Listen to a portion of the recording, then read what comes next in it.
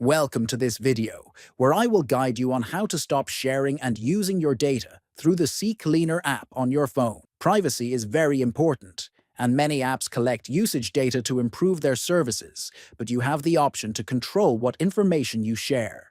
First, open the CCleaner app on your phone.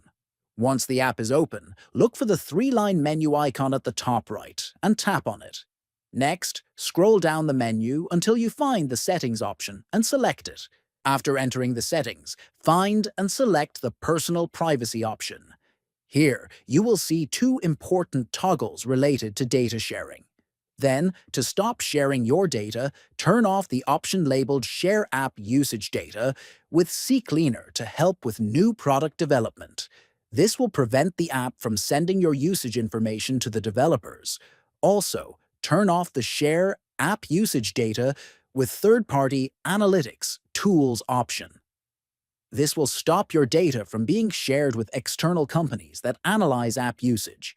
Finally, after you have turned off both of these options, you can exit the settings.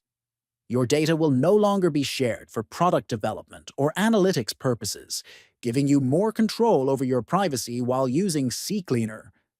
Thanks for watching, and don't forget to manage your app settings regularly.